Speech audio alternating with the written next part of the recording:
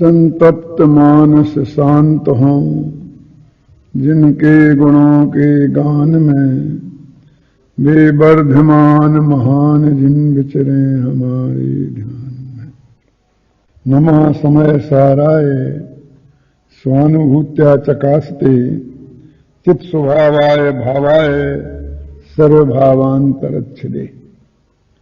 प्रकरण ये चल रहा है कि समय सार की मूल विषय वस्तु क्या है, समय सार में आखिर समझाया क्या है। तो जैसा कि प्रतिज्ञा वाक्य में कहा गया था कि मैं एकत्व विभक्त भगवान आत्मा को समझाऊंगा। एकत्व माने अपने में अखंड और विभक्त माने पर पदार्थों से भिन्न। और पर पदार्थ माने क्या? अपने आत्मा को छोड़कर जगत में जितने भी पदार्थ हैं, जिनमें पुद्गल धर्म अधर्म आकाश और काल ये 5 अजीब द्रव्य हैं, वो तो मैं हूं ही नहीं। अपने आत्मा को छोड़कर बाकी के जो जीव द्रव्य हैं वो भी मैं नहीं हूं। और इन सब के लक्ष्य से जो आत्मा में मोह राग द्वेष के विकारी परिणाम होते हैं, इन पर पदार्थों के लक्ष्य से वे यद्यपि आत्मा में उत्पन्न होते हैं फिर भी वे आत्मा नहीं हैं। इतनी बात अपन कल के व्याख्यान में कर चुके हैं, जिसमें ये कहा था कि व्यवहार नय के जो 4 भेद होते हैं ना, कौन कौन से 4 भेद? पहला उपचरित असद्भूत व्यवहार नय, दूसरा अनुपचरित असद्भूत व्यवहार नय, तीसरा उपचरित सद्भूत व्यवहार नय और चौथा अनुपचरित सद्भूत व्यवहार नय। तो ये जो पदार्थ हैं, इनमें से जो एकदम हमसे पृथक हैं, स्त्री पुत्र मकान जायदाद ये सब, इनको अपना कहने वाला उपचरित सद्भूत व्यवहार नय है। निश्चय नय कहता है कि वे अपने नहीं है, क्योंकि न ये हमारे साथ जन्म से थे और न मरने समय तक हमारा साथ देने वाले हैं। ये तो बीच में आने वाले मेहमान हैं और मेहमानों को अपने घर वालों में शामिल नहीं किया जाता है। राशन कार्ड में मेहमानों का नाम नहीं लिखा जाता है। तो ये तो हमारे इस मनुष्य भव में मेहमान जैसे हैं, इसलिए निश्चय नहीं कहता है कि ये हमारे नहीं है। फिर दूसरा व्यवहार नय कौन सा था? उसका नाम था अनुपचरित असद्भूत व्यवहार नय, जिसकी दृष्टि से शरीर और आत्मा को एक कहा जाता है। शरीर को ही आत्मा माना जाता है, शरीर को आत्मा का कहा जाता है, शरीर की क्रिया का कर्ता आत्मा को कहा जाता है। ऐसा जो दूसरा व्यवहार नय है, वो भी समय सार कहता है, निश्चय नय कहता है कि वो भी मैं नहीं हूं, क्योंकि इसका साथ तो जन्म से लेके मरण तक का है, लेकिन मैं जन्म से लेके मरण तक का ही नहीं हूं। मैं जन्म के पहले भी था और मरने के बाद भी रहूंगा। इससे भी मैं एक पृथक तत्व हूं। ऐसा कहने वाला जो समय सार का निश्चय न है, वो दूसरे प्रकार के व्यवहार नय का निषेध कर देता है। अब आता है तीसरे नय का नंबर, कि पर के लक्ष्य से जो आत्मा में रागादि भाव पैदा होते हैं, यद्यपि वे आत्मा में ही पैदा हुए हैं, आत्मा की ही पर्याय हैं, फिर भी वे आत्मा के लिए सुखदायक नहीं हैं, दुखदायक हैं। वे आत्मा के स्वभाव नहीं हैं, विभाव हैं।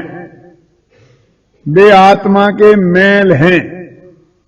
जैसे जल में उत्पन्न होने वाली काई यद्यपि जल में पैदा होती है लेकिन जल का मेल है, ऐसे ये रागादि भाव भी आत्मा के मेल हैं, आत्मा के घातक हैं, इसलिए ये आत्मा नहीं है।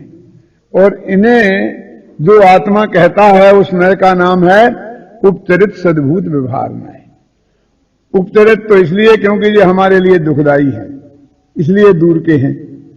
सद्भूत इसलिए कि हमारी आत्मा में पैदा हुए हैं। अब इस तरह से इन तीन का निषेध तो अपन कल के व्याख्यान में कर चुके हैं।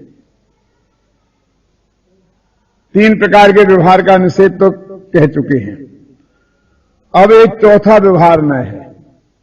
उसका काम क्या है कि अभेद वस्तु में भेद डालना। आत्मा में अनंत गुण हैं,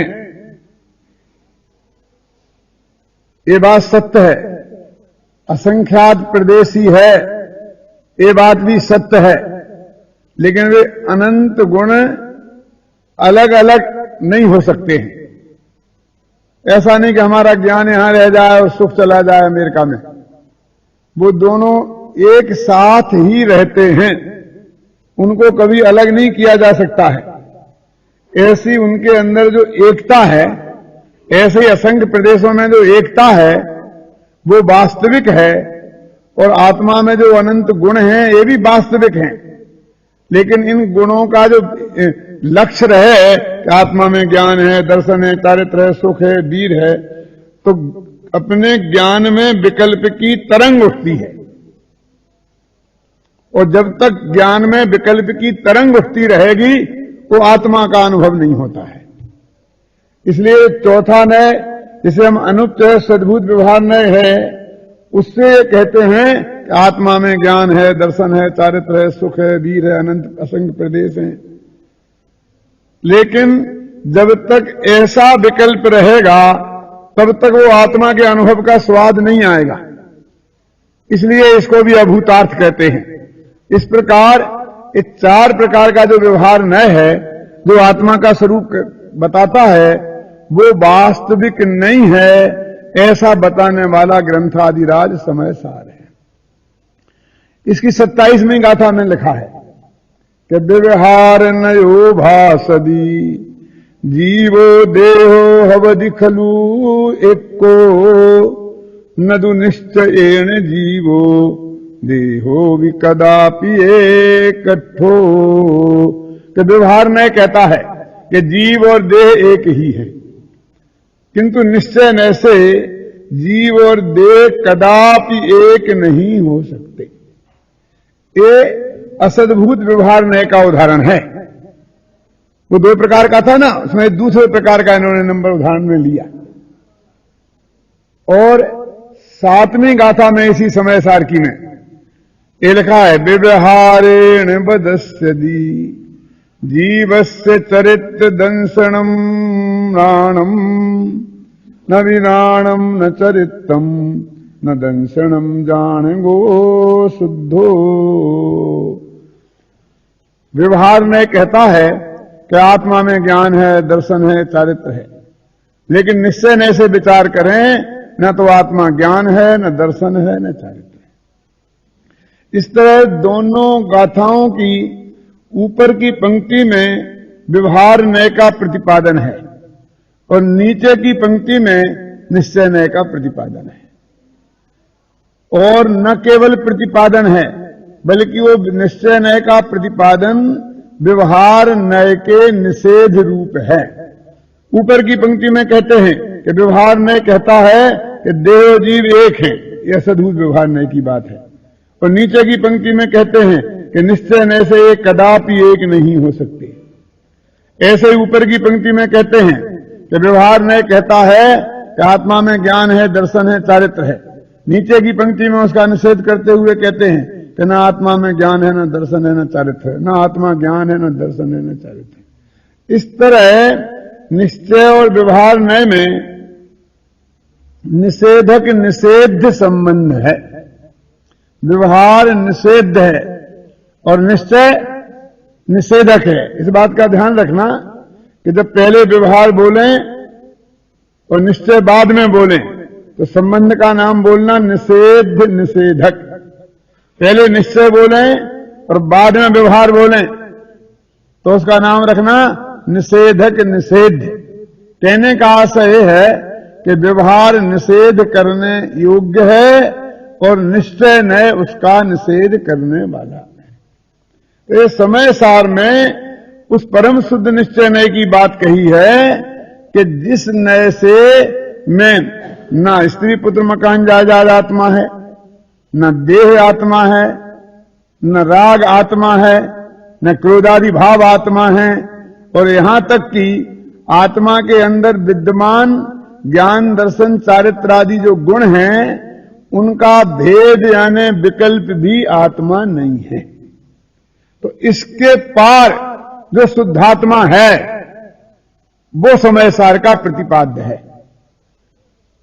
वो आत्मा हमारे ख्याल में आए और वो आत्मा हमारे को ऐसा लगे कि ये मैं हूं, ऐसी दृढ़ प्रतीति में अंदर में जागे और उसी के ध्यान में हम मगन हो जाएं, इसका नाम है धर्म।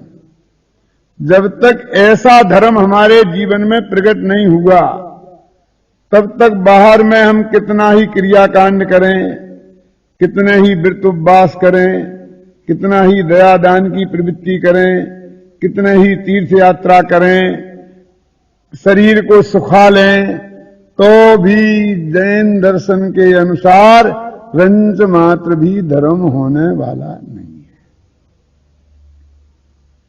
इसलिए वस्तु स्थिति यह है कि समय सार ही वो एकमात्र ऐसा शास्त्र है कि जिसमें सच्चे मोक्ष मार्ग का सुखी होने का उपाय बताया गया है। जब तक समय सार में बताए गए शुद्धात्मा का स्वरूप हमारे ख्याल में नहीं आएगा तब तक हमें आत्मा का अनुभव नहीं हो सकता। इसीलिए तो उसकी 6वीं गाथा में, जब 5वीं गाथा में ये प्रतिज्ञा की थी कि मैं तुम्हें एकत्व विभक्त भगवान आत्मा को समझाऊंगा, तो 6वीं गाथा में तत्काल कहते हैं कि न भी हो दीपमत्तो न पमत्तो जान गोद जो भावो एवं भणंति शुद्धम, कि वह जो गायक भाव है जिसे हमने 5वीं गाथा में एकत्व विभक्त कहा था और 6वीं गाथा में जिसे हम गायक भाव कह रहे हैं, वो गायक भाव न तो प्रमत्त है और न अप्रमत्त है। जैन दर्शन में 14 गुण स्थानों की चर्चा आती है। ये आत्मा के विकास की एक सीढ़ियां हैं। ये आत्मा, संसारी आत्मा पहले गुणस्थान में माने मिथ्यात्व की दशा में है, फिर यहां से निकलकर वो सम्यक दृष्टि बनता है और सम्यक ज्ञानी धर्मात्मा बनता है, साधु संत बनता है और एक दिन केवली परमात्मा बन के सिद्ध दशा को प्राप्त होता है। तो उसका जो एक क्रमिक विकास होता है उसमें ये 14 गुणस्थान कहलाते हैं, जिसमें 6वें गुणस्थान का नाम है प्रमत्त और 7वें गुणस्थान का नाम है अप्रमत्त। इसके लिखने वाले जो आचार्य कुंद देव है ना, समय सार के कर्ता, वे स्वयं ही इस 6वें 7वें गुणस्थान की भूमिका में झूलने वाले संत थे। तो वो स्वयं कहते हैं कि ना मैं प्रमत्त हूं ना मैं अप्रमत्त हूं, यानी मैं ना तो 6वें गुणस्थान वाला हूं ना मैं 7वें गुणस्थान वाला हूं, मैं तो गुणस्थान वाला ही नहीं हूं। ये जो 29 प्रकार के भावों की चर्चा की थी ना, कि पर भाव 29 प्रकार के होते हैं, तो उन 29 प्रकार के भावों में पहला भाव है वर्ण। वर्ण माने कलर, कलर। और अंतिम भाव है गुणस्थान।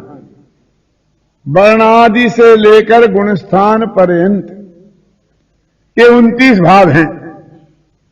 तो देखो ये 29वां भाव पकड़कर समय सार की 6वीं गाथा में मानो संपूर्ण समय सार भर दिया है। ये 29वां भाव भी मैं नहीं हूं, उसका अर्थ है कि पहले के 28 तो मैं हूं ही नहीं।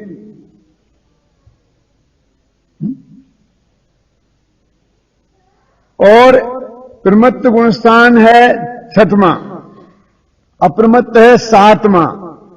तो आचार्य जैसन कहते हैं कि अकेला 6वां ही नहीं लेना, पहले से 6वां तक लेना, और अप्रमत्त कहते हैं तो 7वें से 14वें तक लेना। इस तरह इसका अर्थ है कि मैं पहले गुणस्थान से लेकर 14वें गुणस्थान तक कुछ भी नहीं हूं। जैसे मान लीजिए आप पढ़ते हैं, आज के 16 क्लास हैं, 14 क्लास हैं, जो भी हैं, तो आप कहेंगे आप कौन सी क्लास के विद्यार्थी हैं? कि मैं कोई क्लास मिलास का नहीं हूं, मैं तो विद्यार्थी हूं, मुझे तो विद्या का अर्जन करना है, मुझे तो ज्ञान चाहिए। ये कह सकते हैं जो विद्यार्थी यहां बैठे हैं ना, कि मैं शास्त्री फर्स्ट ईयर का हूं, शास्त्री सेकंड ईयर का हूं, उपाध्याय का हूं। क्यों मोहनलाल जी, आप कौन सी क्लास के हैं? ये बुजुर्ग लोग क्या कहेंगे? ये 60 वर्ष के मोहनलाल जी कैसे कहेंगे मैं कौन सी क्लास के हैं? कि तो आप क्यों बैठे? हाँ, कि साहब मैं तो आत्मा समझने के लिए यहां बैठा हूं, मैं तो समय सार का विद्यार्थी हूं, किसी क्लास का विद्यार्थी नहीं हूं। तो ऐसे ही तो आचार्य कह रहे हैं ना कि मैं किसी गुणस्थान का नहीं हूं, मैं तो भगवान आत्मा हूं, मैं तो गुणस्थान से पार हूं। ऐसा नहीं हो सकता है क्या कि कोई ज्ञानार्थी हो, यानी विद्यार्थी हो, विद्या का अर्थी तो हो, लेकिन किसी क्लास का नहीं हो? ऐसा हो सकता है ना? तो क्या आत्मा किसी गुणस्थान में ही होगा? कि गुणस्थान के बिना आत्मा संभव नहीं है? तो आचार्य कुंड कुंड कहते हैं कि ना तो मैं किसी गुणस्थान का नहीं हूं।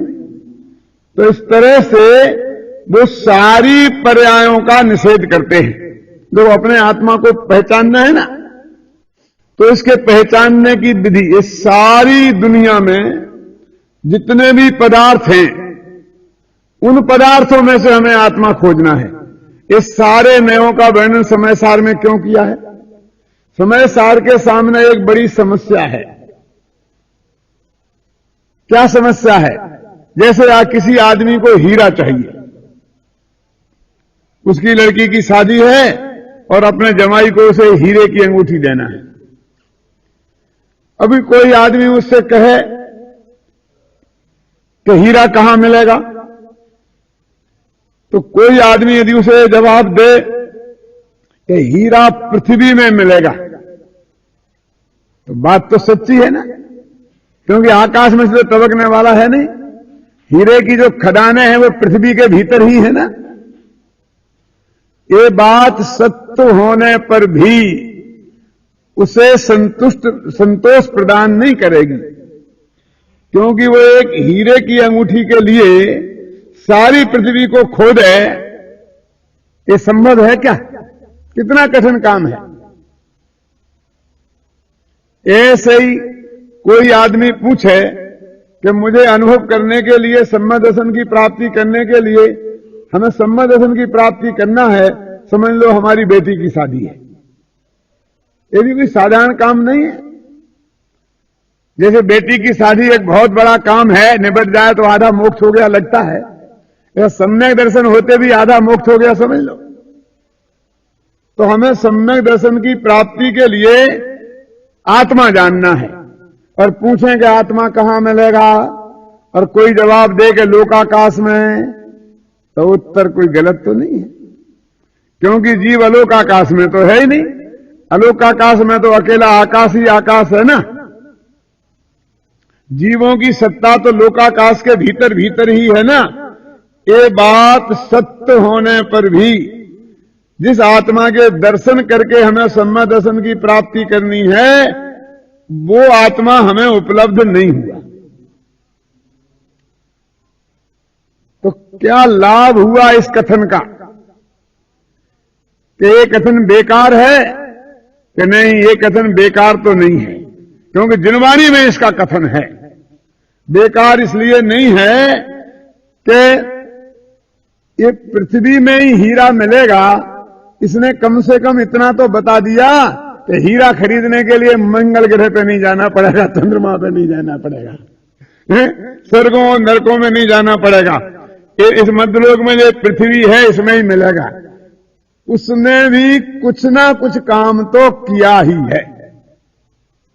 अभी हम उस हीरे को खोजते तो सारे ब्रह्मांड में खोजने की कोशिश करते, स्वर्ग नरक में और सिद्ध सभा में भी, जैन धर्म के हिसाब से, अथवा आज के विज्ञान के हिसाब से चंद्रमा में, मंगल ग्रह में, बृहस्पति ग्रह में, दूसरे ग्रह में जाते क्यों? इतना तो हो गया ना, वहां जाने की जरूरत नहीं है। इतने भी काम तो किया है, इसलिए इसको एकदम बेकार तो नहीं कह सकते हैं, इसलिए इसको जनवाणी में जगह मिली है। और चूंकि पूरा काम नहीं किया इसलिए कहते भाई साहब इससे काम नहीं चलेगा, ये असत्यार्थ है, इसे छोड़ो। फिर और आगे बढ़ेंगे, इसे छोड़ें तो कहां जाएंगे, कहां मिलेगा हीरा? तो कहा पन्ने की खदान में मिलेगा। पन्ना स्टेट है ना अपने यहां पर, एक गांव है, नगर है, वहां हीरे की खदानें हैं।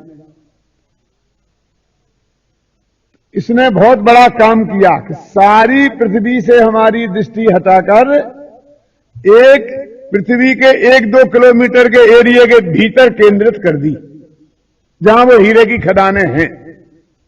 तो बहुत बड़ा काम हुआ कि नहीं हुआ? लेकिन फिर भी 10 तारीख को हमारी बेटी की शादी है, वो पन्ने की खदानें खुदवाकर हीरा निकालकर अंगूठी बनाकर भेंट नहीं की जा सकती है उस तारीख में? क्यों? ऐसे ही जब पूछा कि आत्मा कहां है, तो अभी जो सारे लोकाकाश में बताया था उपचय तो सद्भुत व्यवहार ने है ना, तो उसने कहा कि देह देवल में विराजमान है। ये कौन सा नय आ गया? अनुपचरित असद्भुत व्यवहार नय, जो देह और आत्मा को एक कहता है कि वो आत्मा देह में है, देह है। तो इसने भी बहुत बड़ा काम किया। कहां? लोकाकाश, जिसमें 6 ही द्रव्य हैं, वहां से दृष्टि हटाकर अपने आत्मा, अपने देह तक ले आया कि यहीं खोजो, इसके बाहर खोजने की जरूरत नहीं है। घर के बाहर जाने की बात तो बहुत दूर है, ये देह के बाहर जाने की भी जरूरत नहीं है। क्यों? किया ना इसने कुछ काम, है ना इसकी कुछ उपयोगिता। तो उपचरित असद्भुत व्यवहार नय की अपेक्षा अनुपचरित असद्भुत व्यवहार नय का वजन कुछ ज्यादा है, क्योंकि उसने आत्मा के हमें बहुत कुछ नजदीक पहुंचा दिया है। लेकिन फिर भी हमारा काम नहीं हुआ, इसलिए यहां अटकने से काम नहीं चलेगा, क्योंकि देह में आत्मा है पर देह आत्मा नहीं है। पन्ना में हीरा की खदान है, लेकिन हर पन्ना का ईंट पत्थर हीरा नहीं है। तो क्या करें कि आगे बढ़ो, आगे बढ़ो। क्या बढ़ें कि हीरा कहां है? तो वो जो खदान से निकला हुआ हीरा का एक पत्थर होता है, टुकड़ा, आपने कभी देखा? केवले जैसा होता है। आप तो उसे समझे ही नहीं गए कोई कीमती है। साधारण आदमी तो उसकी कीमत को समझ ही नहीं सकता है।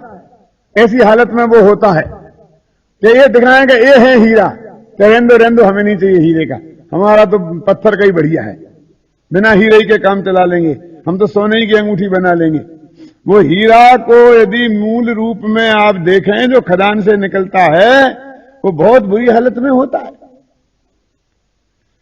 ऐसे ही कहा कि उपचरित सद्भुत व्यवहार नय से, जिसमें राग है, द्वेष है, मोह है, क्रोध है, जो गुस्सा करता है, खाता पीता दौड़ता है, इच्छाएं हैं, उसे आत्मा कहते हैं।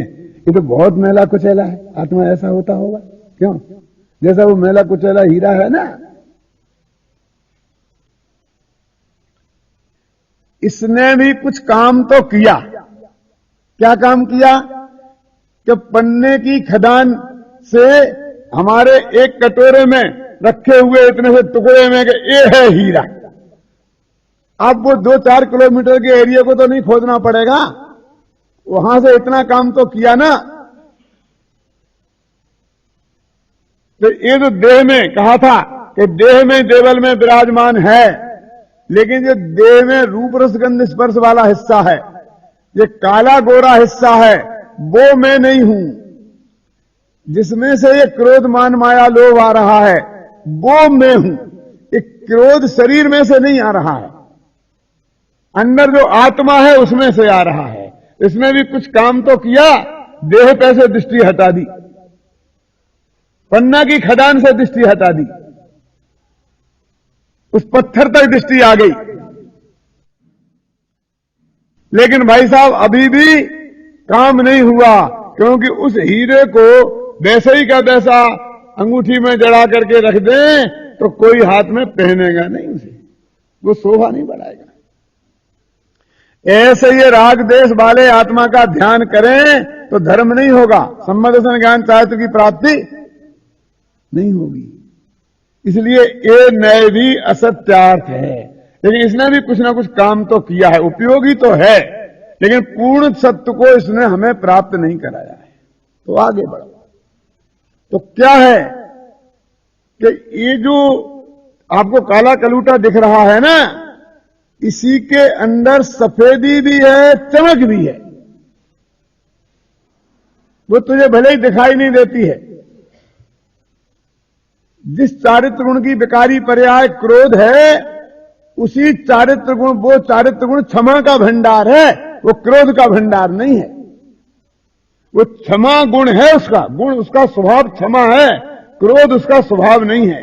जो काला कलूटा हीरा दिखता है वो काला कलूटा नहीं है, गोरा भूरा है, एकदम सफेद चमकता है। क्यों? मिथ्या दृष्टि जीव ही सम्यक दृष्टि होगा। जिसमें ये मिथ्या दर्शन है उसी में एक श्रद्धा नाम का गुण है कि जिसमें से सम्यक दर्शन की पर्याय निकलेगी।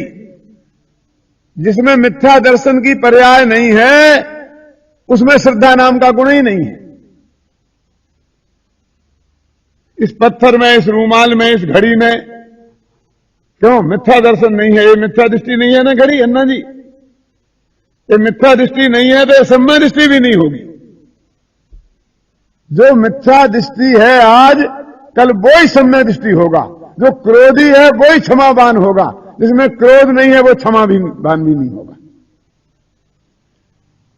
एक गुण है, दोष है, तो दोष को आत्मा नहीं मानकर दोष के पीछे जो गुण छिपा है, क्योंकि दोष तो पर्याय है ना, तो किसी गुण की पर्याय है, वो आत्मा तो उस गुण स्वरूप है।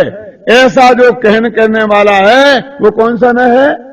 अनुपचरित सद्भूत व्यवहार न। देखो भाई, जो व्यक्ति उस काले कलूटे पत्थरों में अंदर चमकदार हीरा देख लेता है, हीरे में कमाई वो ही करता है। तो चमकने वाले हीरे को बाजार में खरीदने जाओ तो आपको उसकी जो असली कीमत है उसी भाव मिलेगा, इसे एक नया पैसे में नहीं मिलेगा। जो सर्राफ बैठते हैं ना बाजार में, वे काय में कमाते हैं? शुद्ध सोने में। शुद्ध सोना खरीदें और चाहे बेचें तो बाजार में उसका स्टैंडर्ड भाव रहता है। वो 10 तेलों का एक बिस्कुट होता है ना, तो उसका रेट नक्की है। मान लो मतलब आज 5,000 रुपये तोला है, जो भी भाव है उसका 5,000 रुपये का 10 ग्राम, तो 5,000 रुपये में 10 ग्राम खरीद लो और 5 रुपये कम देके बेच दो। उसमें कोई सवाए दूने नहीं होते हैं। लेकिन जो किसान बाजार से अपने गहने बेचने आता है, वो शराब जो जिसमें मेल भरा हुआ है और उसे कस के देखता है ना, उसमें कमाई होती है, क्योंकि वो जानता है 12 आना शुद्ध है, 4 आना खोट है। समझ में है ना? तो जो इस मेले कुचैले आत्मा में, ये राग द्वेष आत्मा में, राग द्वेष नहीं देख के उसके अंदर क्षमा, क्रोध, क्षमा आदि भावों को देख लेता है, स्वभाव को देख लेता है, वो भगवान बनता है। लेकिन वो वही है ना। इसलिए कहते हैं कि ज्ञान है, दर्शन है, चारित्र है, वो आत्मा है। जो जाने सो आत्मा, जो देखे सो आत्मा, जो क्रोध करे वो आत्मा नहीं। इसका नाम क्या है? अनुपचरित सद्भूत व्यवहार में। लेकिन भाई साहब, जब तक आप ये कहते रहोगे जो देखे सो आत्मा, जो जाने सो आत्मा, तो ये विकल्पों की तरंग उठती रहेगी, आत्मा का अनुभव नहीं होगा। जब सफेद सो चमकदार सो हीरा, ये सफेद और चमकदार जो हीरा कहते रहोगे, तब तक हीरे की उपलब्धि, इसलिए कहते हैं ये भी असद्भूत है, ये भी असत्यार्थ है, ये भी पूर्ण सत्य को हमें नहीं बताता है। इस तरह ये चारों नयों का प्रतिपादन करके, ये जैसे कि पृथ्वी में हीरा था, वहां से लेकर हमें बंबई की किसी जवेरी की दुकान पर पहुंचा देता है और हमें वहां हीरा मिल जाता है। ऐसे ही ये व्यवहार नए जो लोकाकाश में आत्मा बताता था, अपने तरकीब से आगे बढ़ाता बढ़ाता हमें जो असली त्रिकाली ध्रुव भगवान आत्मा है, निश्चय नय का विषयभूत, जो समय सार का मूल प्रतिपाद्य है, उस आत्मा तक पहुंचा देता है। और वो आत्मा, वो मैं हूं, ऐसी प्रतीति जब हो जाती है अनुभूति पूर्वक, तो उसका नाम होता है सम्यक। इसलिए समय सार सम्यक दर्शन की प्राप्ति का शास्त्र है, इस सच्चे मुक्ति के मार्ग की प्राप्ति का शास्त्र है। इसलिए समय सार की 8वीं, 9वीं, 10वीं और 11वीं, 12वीं गाथा तक इन नयों की चर्चा की। एक प्रश्न वहां खड़ा किया कि आप बार बार कहते हो कि व्यवहार नय अभूतार्थ है, व्यवहार नय अभूतार्थ है, असत्यार्थ है, ये सच्ची बात नहीं कहता है, ये उपचरित बात कहता है, ये स्त्री पुत्र मकान जायदाद को अपना कहता है जो कभी अपने नहीं हो सकते हैं, ये देह को अपना कहता है, जबकि छडाला में लिखा है कि देह जीव को एक गिने बहिरातम तत्व मुधा है ना, कि देह और जीव को एक माने वो बहिरात्मा है, मूर्ख है, मिथ्या दृष्टि है, और ये उसी को आत्मा कहता है। जब ये ऐसा असत्यार्थ है, ऐसी गलत बात कहता है, तो जिनवाणी में इसे स्थान ही क्यों दिया गया? ऐसा प्रश्न समय सार में खुद उठाया है, और उसका जवाब इस समय सार की 8वीं गाथा में ये वादिकार है। उसी प्रकार इस अज्ञानी आत्मा को सीधे त्रिकाली ध्रुव भगवान आत्मा समझाना संभव नहीं है। देखो गाथा है ऐसी है, जय नदि सक्य मणज्जो अणज भाषम वेणादुगाहेदुम तह व्यवहारेण बिना परमत्व मदेशण मसक्कम, कि जिस प्रकार अनार्य भाषा के बिना अनार्य को समझाना संभव नहीं है। अनार्य और मिलेच्छ को बोलते हैं, ऐसा समझ लीजिए ना। हम किसी को आर्य अनार्य के भेद में न डालकर, जो आदमी संस्कृत भाषा नहीं समझता है, हिंदी भाषा नहीं समझता है, और मान लो अकेली अंग्रेजी भाषा समझता है, अब वो कहे कि हमें आत्मा समझना है और हम उसे संस्कृत और प्राकृत में भगवान आत्मा समझाते रहें, तो उसकी समझ में कुछ आएगा? नहीं आएगा। इसमें ऐसा टीका में ऐसा उदाहरण दिया है कि कोई मिलेच्छ था और वो आचार्यों की भाषा नहीं समझता था, तो उसने आकर उन्हें साधु संत समझ के उन्हें नमस्कार किया, तो उन्होंने आशीर्वाद दिया, स्वस्ति। ये स्वस्ति शब्द जो है, ये जैन दर्शन में आशीर्वाद का द्योतक शब्द है। स्वस्ति का अर्थ होता है तुम्हारा अविनाशी कल्याण हो। स्व माने अपना भगवान आत्मा, उसकी अस्थि माने उसका अस्तित्व, तुम्हारे भगवान आत्मा का अस्तित्व तुम्हारे ख्याल में आ जाए, उसका नाम है स्वस्ति, और उसी में आत्मा का कल्याण है। इसलिए वो कहते स्वस्ति माने तुम्हारा अविनाशी कल्याण हो। अविनाशी माने ऐसा कल्याण हो कि फिर द्वारा कल्याण करने की जरूरत ही नहीं पड़े। वो बेचारा कुछ समझता नहीं था कि क्या कहा इनने, क्या कहा, लेकिन इतना ख्याल में उसके आया था कि एक कोई बड़े महात्मा हैं और कोई बहुत बढ़िया बात कह रहे हैं। उनकी मुख मुद्रा देखकर, उनकी आंखों में वात्सल्य भाव देखकर, उनका ऐसे आशीर्वाद वाला हाथ की मुद्रा देखकर उसको ये प्रतीति तो हो गई कि मेरा बुरा नहीं चाहते हैं, भला चाहते हैं, और कोई बहुत बढ़िया बात कह रहे हैं, लेकिन उसका अर्थ समझ में नहीं आया। तो मेढ़े की भांति आंखें फाड़ फाड़ कर आचार्य की तरफ देख रहा है, ऐसा लिखा है इसमें अमृतचंद्राचार्य की टीका में। ऐसा कहकर आत्मा समझने वाला शिष्य कैसा होना चाहिए, उसकी कैसी पात्रता होना चाहिए, प्रश्न हमारे मुंह से निकले तो कैसे निकलना चाहिए, इस बात को उन्होंने बता दिया। ऐसे पात्र शिष्य की ही समझ में बात समझाने से आती है। जो ऐसे प्रश्न करता है कि हमारा गला दबाने की कोशिश कर रहा हो, आप ऐसा कैसे करें? आपको ये बताना ही पड़ेगा, जैसे हम उसके बाप के नौकर हो। क्यों बताना पड़ेगा?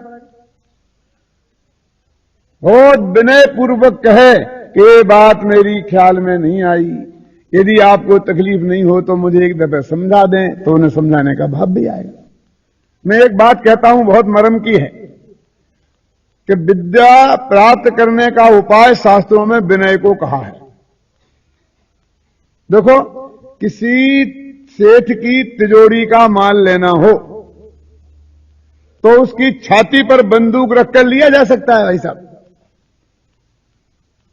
क्यों? खोल तिजोरी की चाबी उठा, खोल, अपने हाथ से निकाल के दे, और बंदूक उसकी छाती पर रखे दिखाते रहो तो सब निकाल के दे देगा, मिल जाएगा तुम्हें माल। लेकिन यदि किसी से कुछ सीखना है, किसी से ज्ञान की प्राप्ति करनी है, गुरुओं से यदि आत्मा समझना है, तो उनकी छाती पर बंदूक रख के आत्मा नहीं समझा जा सकता है। ज्ञान की तिजोरी छाती पर बंदूक रखने से नहीं खुलवाई जा सकती है। क्यों? कि पहले तो तुम उसकी छाती पे बंदूक रखोगे तो जो कुछ भी उसे आता होगा वो भी भूल जाएगा।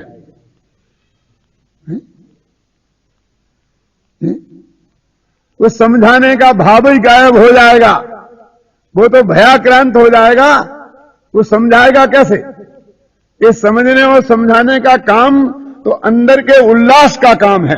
अंदर से उल्लास आए तो ही हम समझा सकते हैं। गुरु के ज्ञान की तिजोरी उनकी छाती पर बंदूक तान करके नहीं खुलवाई जा सकती है। तो कैसे खुलवाई जा सकती है?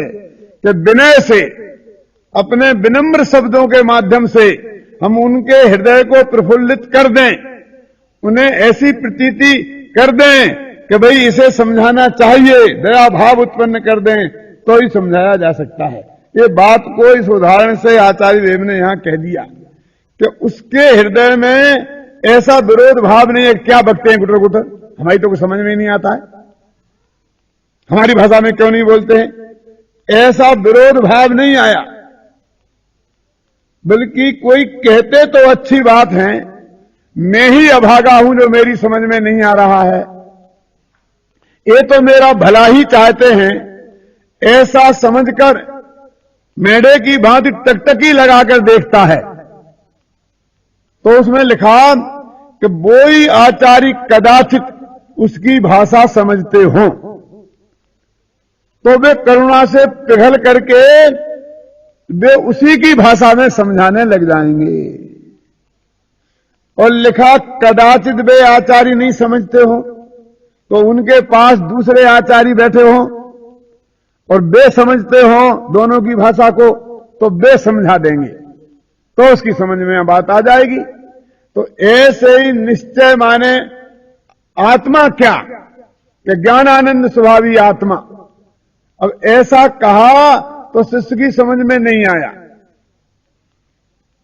तो अत्यंत जिज्ञासा पूर्वक मेढे की भांति आंखें फाड़ फाड़ कर देखे, गुरु से विनय पूर्वक पूछे, तो यदि वो उसकी भाषा में जानते हो, यानी व्यवहार जानते ही हैं आचार्य, यदि व्यवहार में आकर के वे उसे समझाएं कि जो जाने सो आत्मा, जो देखे सो आत्मा, कि महाराज समझ में नहीं आई कि जिसमें गुस्सा हो, क्रोध, मान, माया, लोभ हो, वो आत्मा।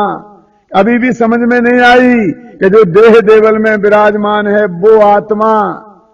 अभी भी समझ में नहीं आई कि जो कहता है कि ये मेरा भाई है, ये मेरी पत्नी है, ये मेरा बेटा है, वो आत्मा। क्यों? इस तरह से उसको समझाए और धीरे धीरे वहां से उठाकर कि भले ये कहता है स्त्री पुत्रादिक को अपना, लेकिन वास्तव में ये आत्मा नहीं है, कि भले ये शरीर में रहता है ये आत्मा, पर ये शरीर आत्मा नहीं है। भले ही आत्मा में राग द्वेष मोह के विकारी परिणाम हैं, पर राग द्वेष मोह के विकारी परिणाम आत्मा नहीं है। आत्मा में यद्यपि अनंत गुण हैं, असंख्यात प्रदेश हैं, लेकिन आत्मा अनंत नहीं है। अनंत गुणों का अखंड पिंड एक आत्मा है, तेरा आत्मा।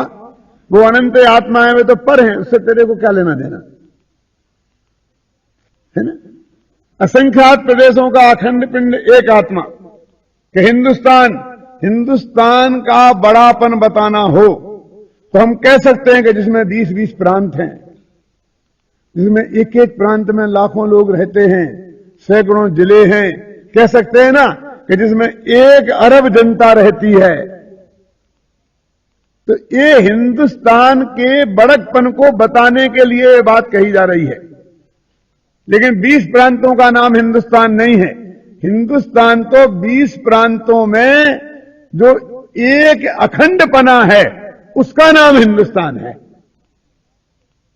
जब 20 दिखाएं तो हिंदुस्तान दिखाई नहीं देगा, जब अकेला हिंदुस्तान दिखे तो हिंदुस्तान दिखाई देगा।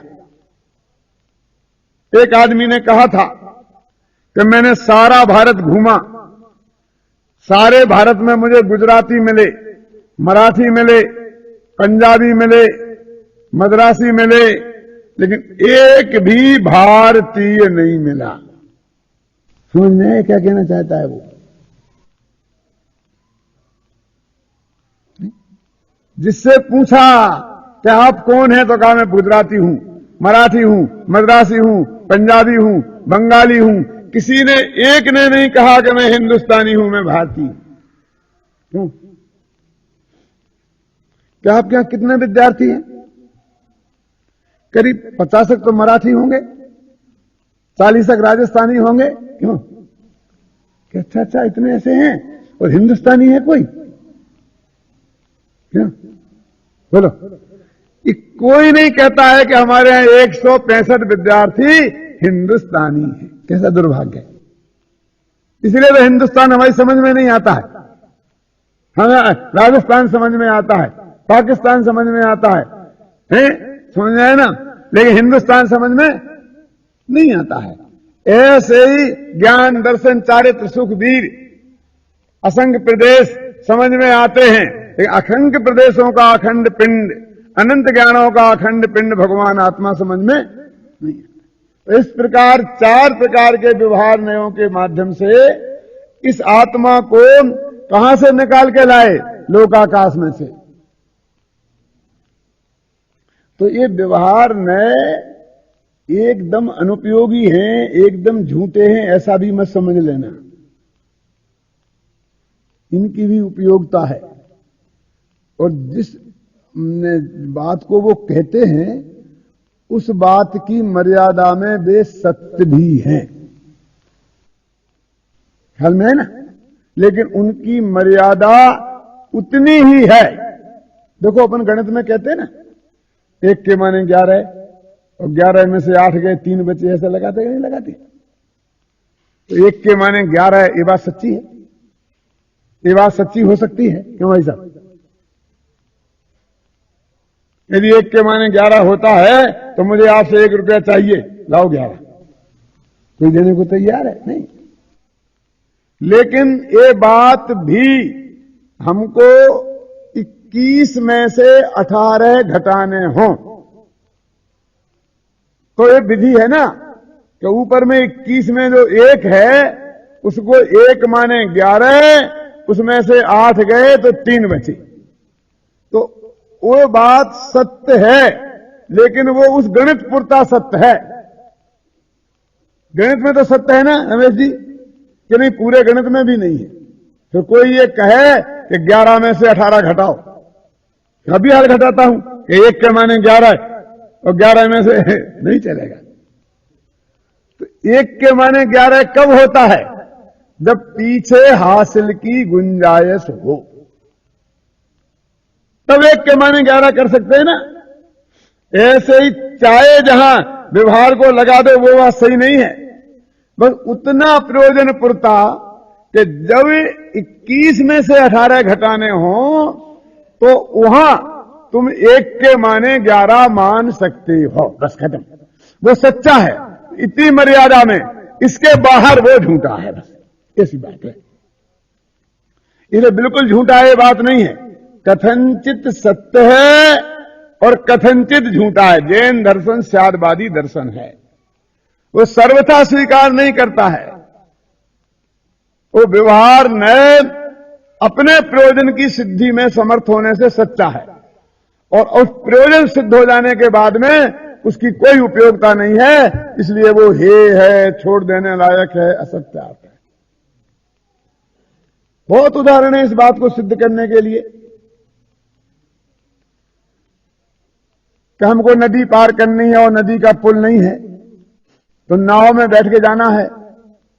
तो बोलो, नाव में बैठे बिना नदी पार होते नहीं, और नाव में बैठे बैठे नदी पार होते नहीं। ऐसे ही व्यवहार नए के समझे बिना आत्मा समझ में आता नहीं, और व्यवहार में ही उलझे रहे तो आत्मा की प्राप्ति होती नहीं। तो क्या करें कि नदी में बैठना भी पड़ेगा, नाव में बैठना भी पड़ेगा, और नाव से उतरना भी पड़ेगा, तब उस पार होंगे। यदि नाव में बैठेंगे नहीं तो रहेंगे इस पार, यदि नाव में बैठे रहेंगे तो रहेंगे मझधार, उस पार नहीं होंगे। तो क्या करना पड़ेगा कि नाव में इस पार बैठना पड़ेगा और उस पार उतरना पड़ेगा, तब जाके पार होंगे। ऐसे ही व्यवहार नए से पहले समझना पड़ेगा और फिर व्यवहार नए को असत्यार्थ मान के उसे छोड़ना पड़ेगा, तो आत्मा की प्राप्ति होगी। समय सार का उद्देश्य तो आत्मा की प्राप्ति है ना।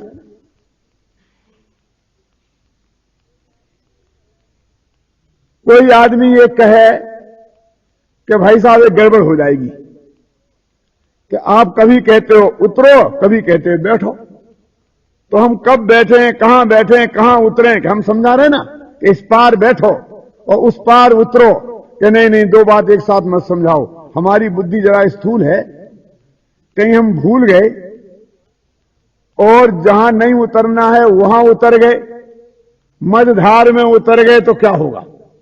इसलिए तुम ऐसा करो कि जब बैठना है तो अकेले बैठना ही बैठना बोलो कि नाव में बैठने से पार होते हैं, नाव में बैठने से पार होते हैं, उतरने की बात ही नहीं करो। जब हम उस पार पहुंच जाएं और नाव किनारे पर लग जाए, तब उतरने की बात करना। क्योंकि पहले उतरने की बात करोगे और कहीं हम बीच में उतर गए तो बहुत चक्कर हो जाएगा, समझे ना। इसलिए तुम उतरने की बात में यहां नहीं करो कि देख भाई हम तेरे नौकर हैं तो तेरे साथ चलेंगे।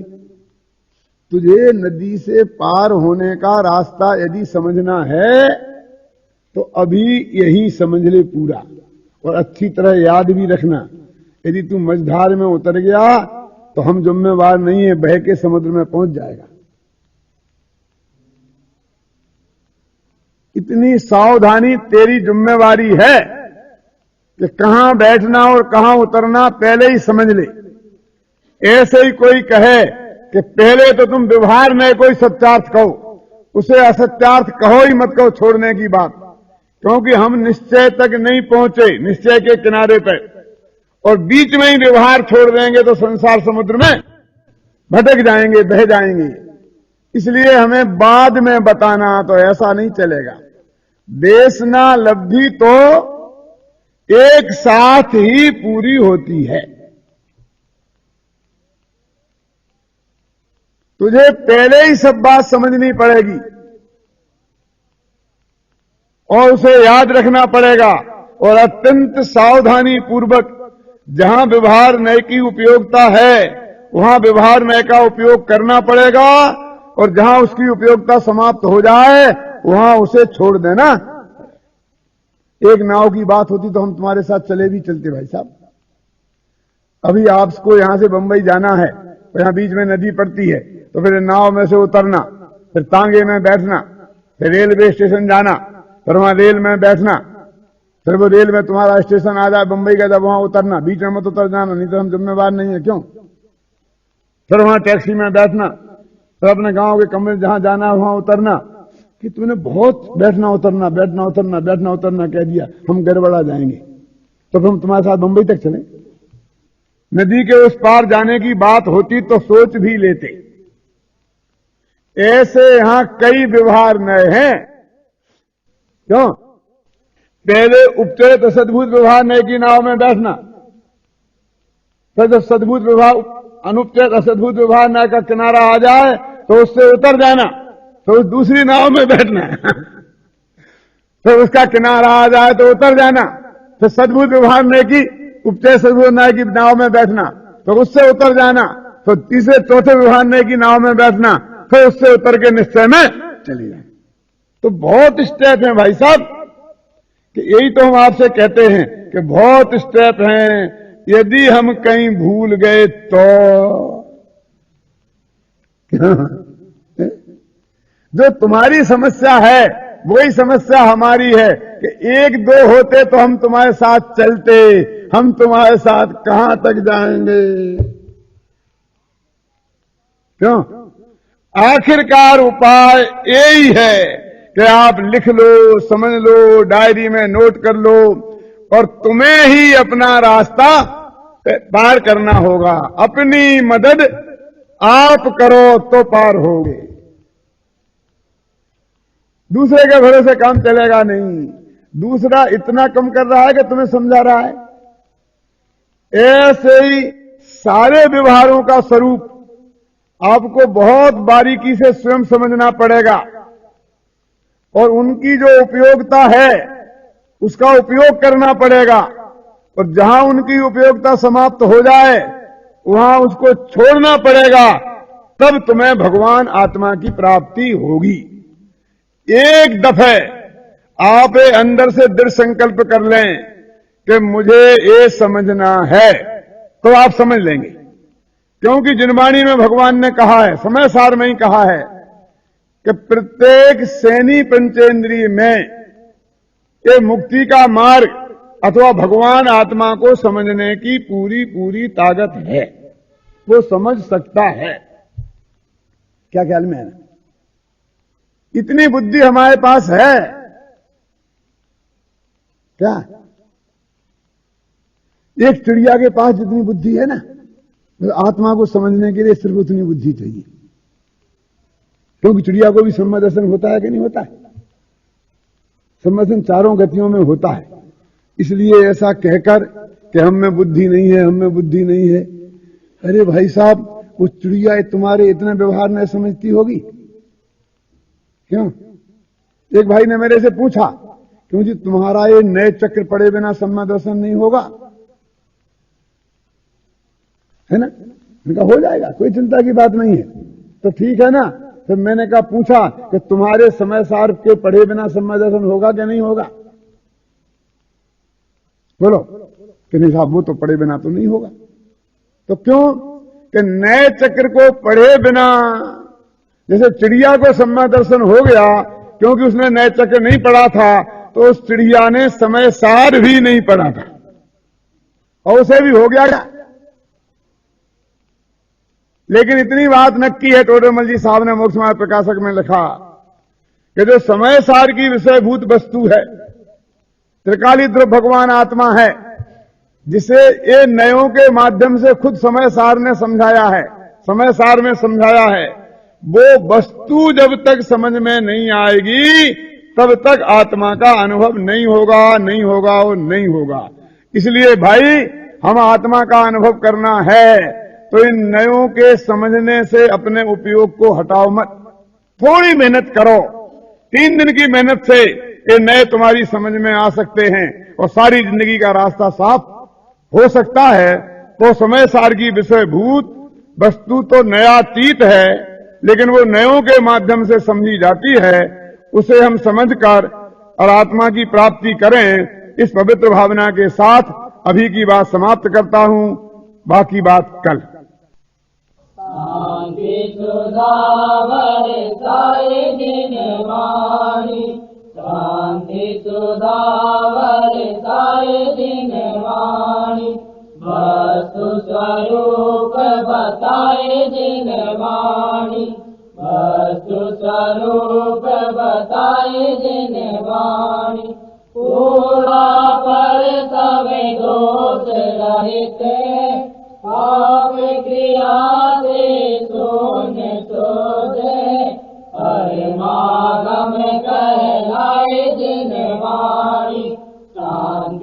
सुधा बरसाए जिन वाणी परमागम भाग्यों को अर्पण मुक्ति बधू के मुख का दर्पण भव सागर त्रिताय जिन वाणी शांति सुधा बरसाए जिन वाणी राज रूप अंगारों द्वारा मार्केश पाता जग सारा सजल मेघ बरसाए जिन वाणी शांति सुधा बरसाए जिन वाणी सत्य तत्व का ज्ञान कराए अचल विमल निज पद दर्शावे सुख सागर लहराए जिन वाणी शांति सुधा बरसाए जिन वाणी वस्तु स्वरूप बताए जिन वाणी